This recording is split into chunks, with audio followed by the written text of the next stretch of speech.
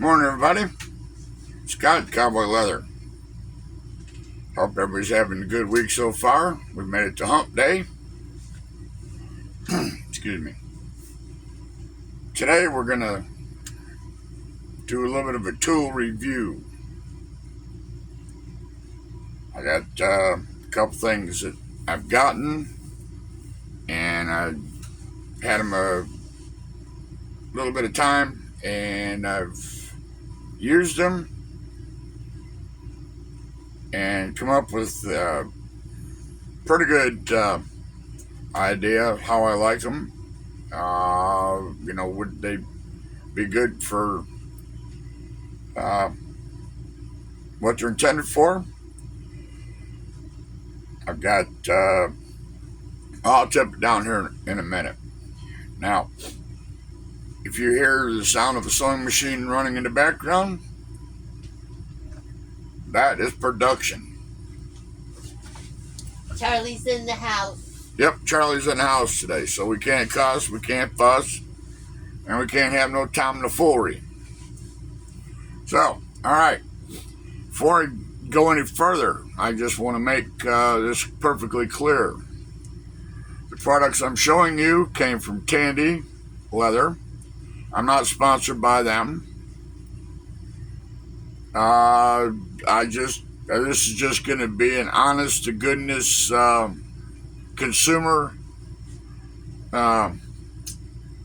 feedback, if you will.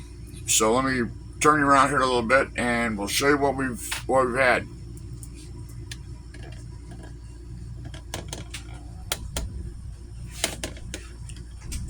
All right, let's start with the buffer grinder, bench mounted. It's not bench mounted. Right out of the box, it looked impressive. It comes with rubber end for over here. Your grinding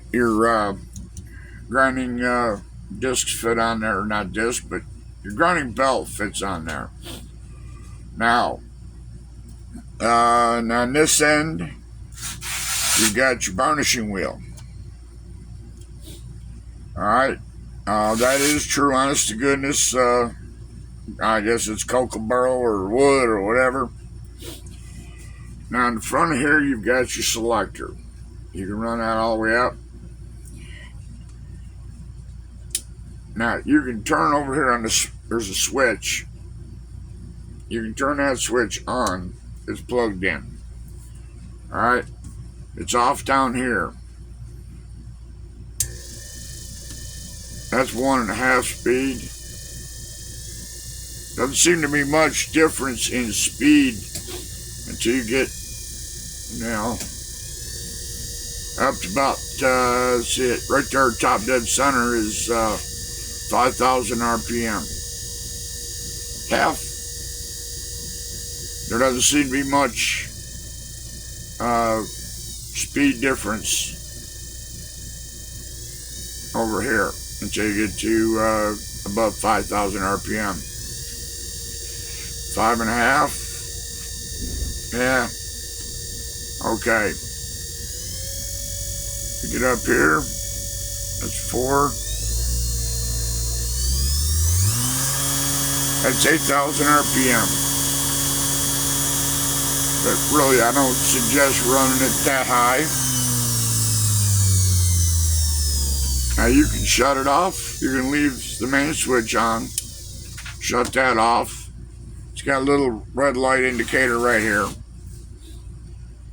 I've used it.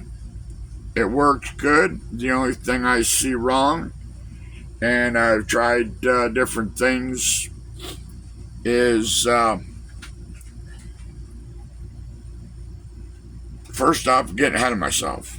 When I put this together, there is no directions, there's no tools. Pretty much you got to provide your own tools. But your grinding wheel just slid right on. No problem, tightened up. you got to get your own Allen wrench. When I got down here to the buffing wheel, or to the varnishing wheel, this would not fit on there. Now, being that this is wood, you don't want to whack it, tap it, or anything to get it on there. And I looked at it and I thought, that's how we're going to do this. So what I ended up doing is, this is black paint. I even, after I took some memory cloth, got the black paint off, it would not fit.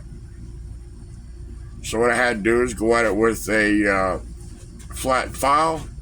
I filed it, and I took a green scrubby pad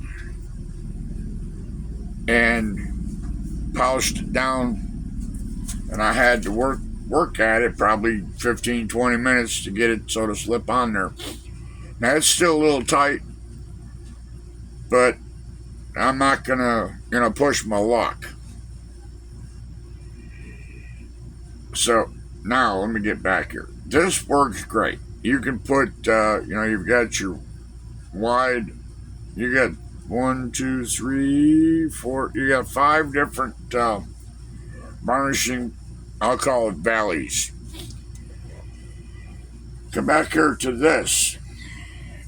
These discs, or not discs, but your sanding paper fits on here, but what happens is as you're sanding,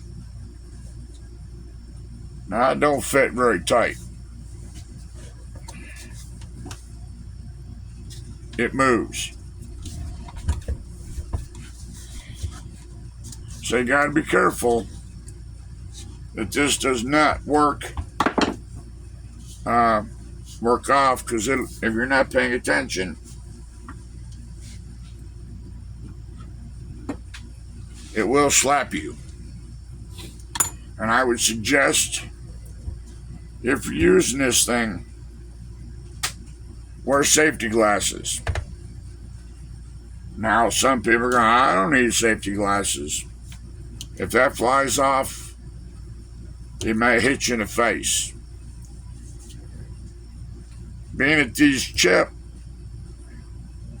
or possibility of chipping, because I see it's already chipped up here, and I had another one that I got, it broke, and it's one for here. It started to break down this way. And that's just varnishing 8-ounce veg tan. So I suggest wearing safety glasses. But on a scale of 1 to 10, I give it an 8. It's handy. Just all you gotta do is pay attention, be shop safe, and you shouldn't get hurt with it. We shut this off. All right. Next tool we got. This is came from Tandy. This is a yeah.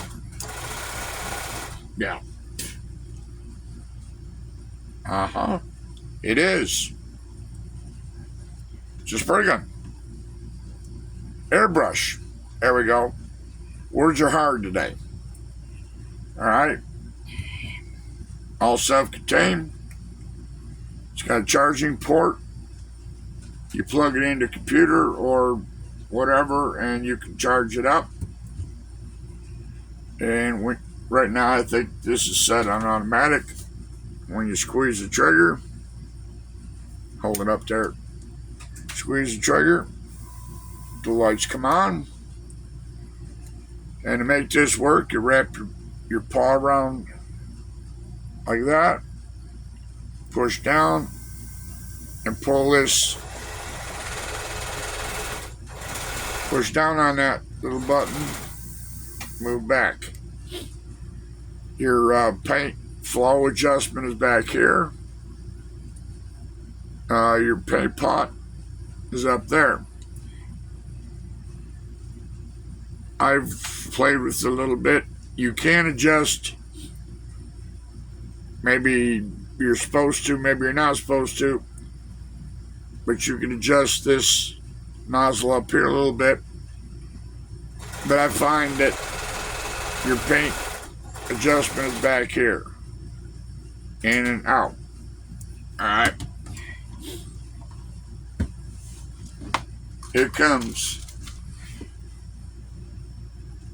with another paint pot and lid.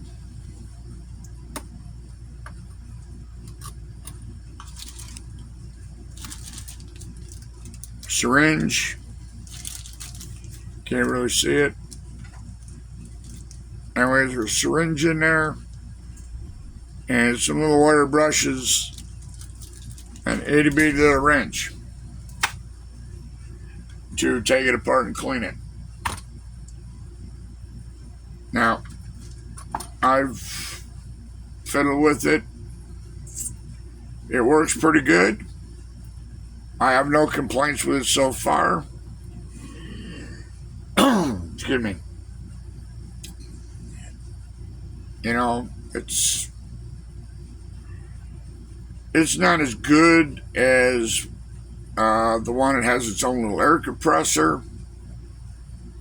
It's not as fine of spray, but if you're going to use it for oil, for spraying oil on your projects, or your dyes, it'll get you through and do the job. 1 to 10, I give it a 9. I'm being generous. I mean, it's built, seems to be built well. Now,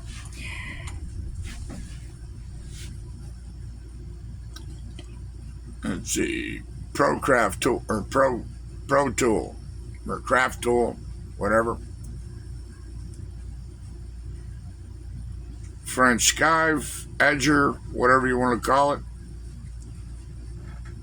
This one is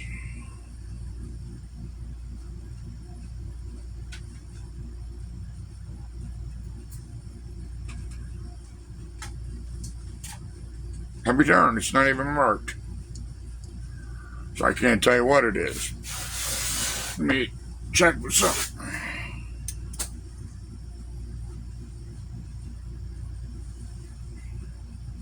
Okay. Gauging it off. This was a 6 millimeter. So I'll tell you, this one's a 6 millimeter.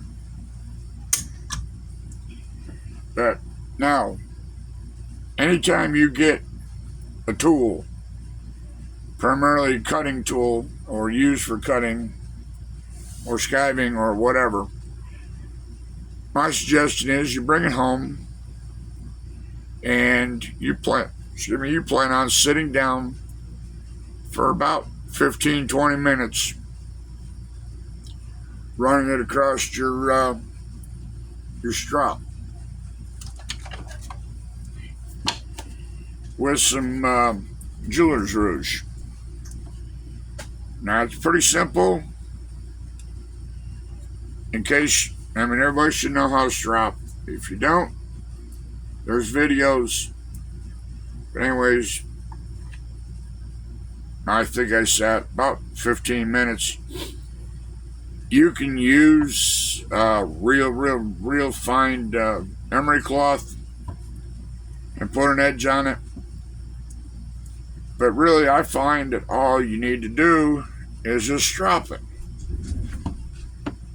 You know, because they don't put no protective sleeves over here. And I mean, you can feel, once you get it stropped, it'll cut. It's got a rubber handle on it. It's comfortable. And I got big hands, so I mean, it works good. I'm pleased with it. Again, scale of 1 to 10, I'll give it a 9. Nothing wrong with it if you take care of it. And I've got a habit before I use a tool like this, first thing I do is about 2-3 times on that side. This is untreated. This is just what comes off. And about 3 times there, and we're back to, if you got to force your cutting tools through the leather, then that's your tool telling you it's time to get sharpened. Now, I showed you, I think before, this Tandy Pro knife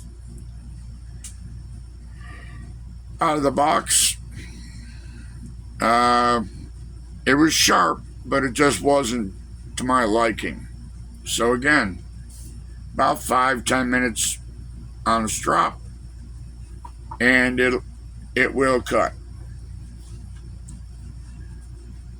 It's handy. It's nice, comfortable in my hand. So these tools are going to be a little pricey, but buy once, cry once. Now these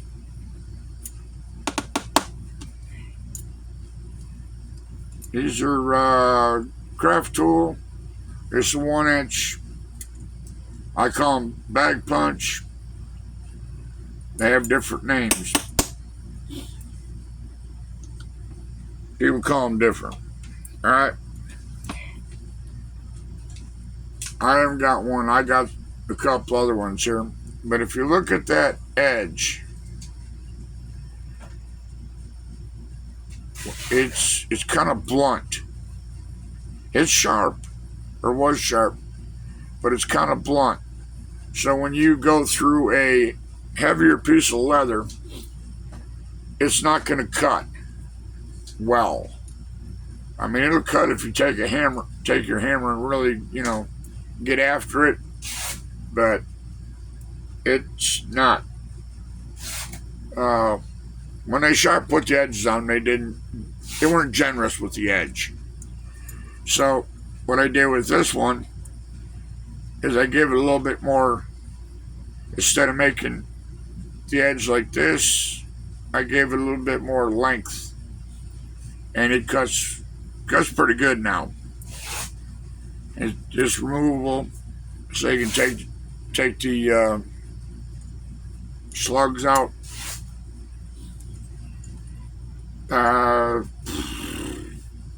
Would I buy these again? It depends. But these are pretty stout. I don't know what gauge tubing they use.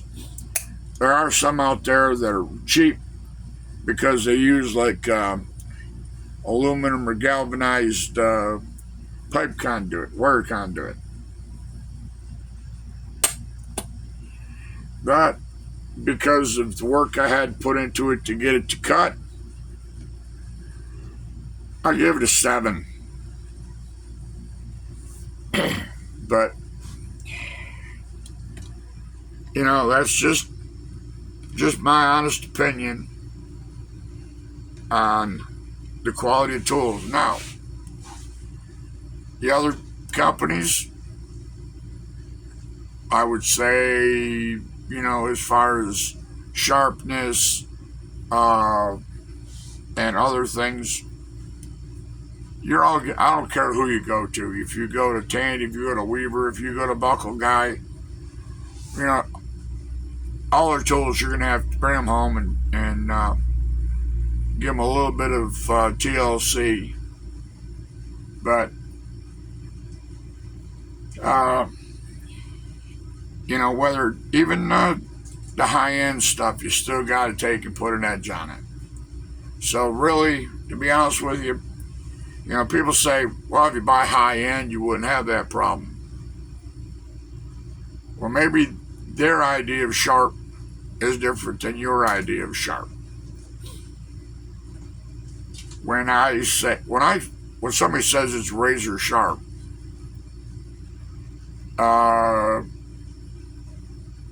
back when I was younger and foolish, to me, razor sharp is when you can take and skin the hair off your arm. Razor sharp is when you just lay it on something and it cuts. Some of you out there may know what a straight razor is. That's what the barber gets up there, and every time he whips that out and starts to shave you, you kind of cringe a little bit, because that is sharp. That will cut you before you even know you were sharp or you were cut.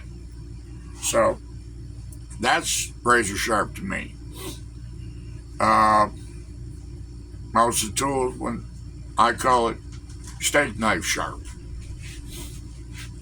So, like I say, I'm not sponsored by anybody. I paid for these tools out of my pocket. And, biggest thing is you got to take care of your tools. I saw somebody the other day, they had posted on one of the Facebook crafting for beginners. They had a craft tool and it was bent like that. And somebody asked them, how did you bend that like that? I was just hitting it. Well, don't know what they're hitting it with. They wouldn't fess up and say what they were hitting it with, how big a hammer. That's a 2-pounder.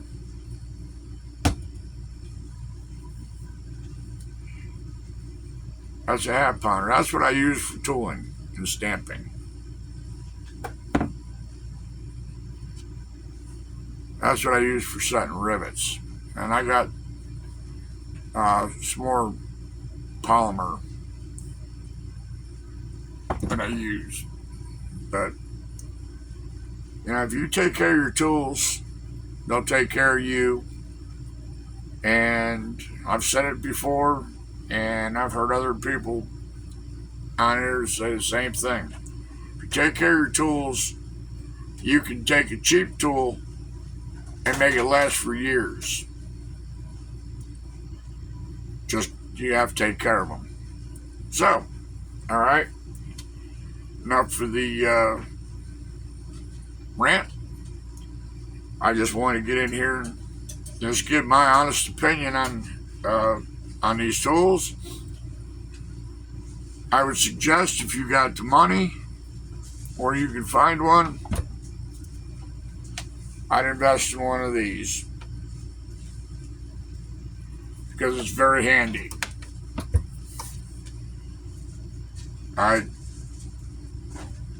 For a long time, I've been varnishing by hand. I got this and just a squirt of water, run it through there a couple times, and it slicks it up pretty nice. I was using the varnishing fluid or gum, but I like the water. And there's several people out there, they're using glycerin soap, I should say, and putting a pretty good edge on them. So I would recommend it. I would recommend get yourself a knife like that. It's a good trim knife. It's not really, you can do it, but you gotta be careful. It's really not good for cutting patterns out. Like I say, you can do it, but if you're gonna cut patterns,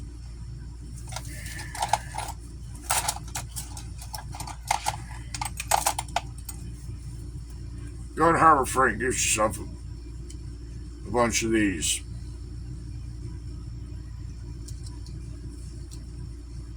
They're inexpensive. They work good. They got a fine blade on them, and you can do a lot of cutting with them.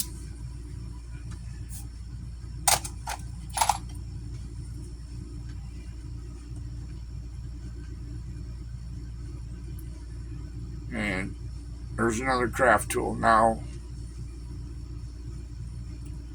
I got this.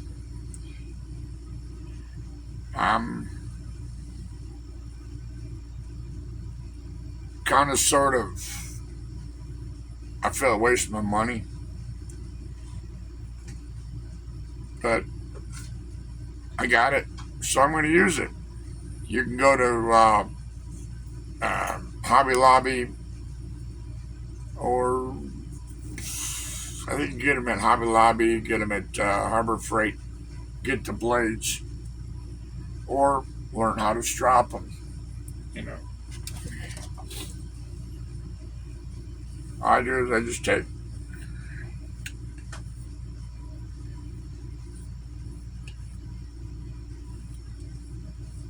hit it about 3 or 4 times that side. Hit it about 3 or 4 times this, and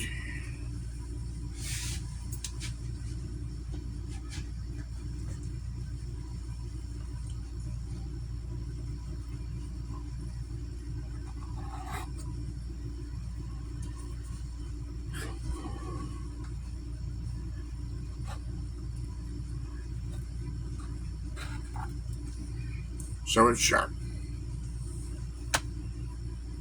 But like I say, you buy the tools that suit you. You spend as much money or as less money as you want. All right, I'm gonna get up out of here. Get this video posted, and get back to my daily schedule of creating. Have a good day. Be safe. We'll see you Friday. Cowboys out of here. Bye. Bye. Charlie said bye.